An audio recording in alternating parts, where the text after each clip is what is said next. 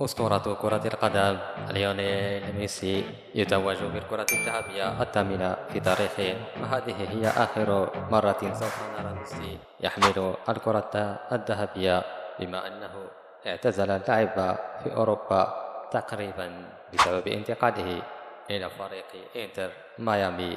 ولكن سؤالنا في هذا الفيديو: هل كان ميسي هو الأحق بالكرة الذهبية، أم أن الوحش إيرلينغ هالاند وما قدمه مع فريق مانشستر سيتي وتتويجه بالثلاثية كان الأحق أن يفوز بها؟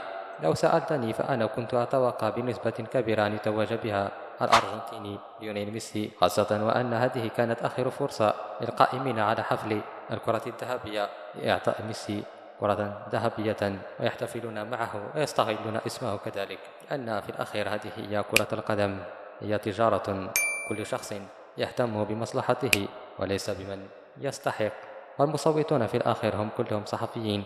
ولو سألتك من سوف يؤثر في الأخبار بعد فوزه بالكرة الذهبية، هل ليونيل ميسي أم هالاند؟ بكل تأكيد سوف تقول لي ليونيل ميسي، فهو أكثر تأثير بإيرلينغ هالاند بكثير.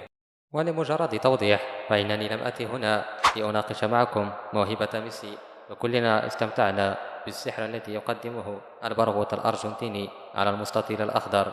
ولن أكذب عليك إذ قلت لك أننا سوف نشتاق لما يقدمه ميسي في الملاعب الأوروبية، خاصة عندما كان في فريق برشلونة. لم تكن جائزة هذه الليلة من أجل مسيرة ميسي، بل كانت من أجل ماذا قدم ميسي في هذا الموسم.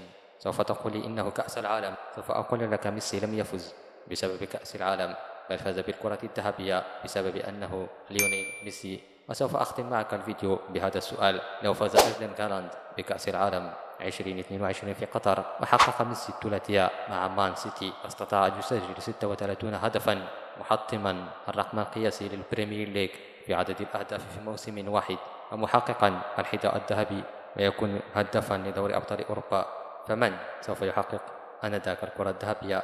هل تظن أنه سوف يكون إيرلينغ هالاند؟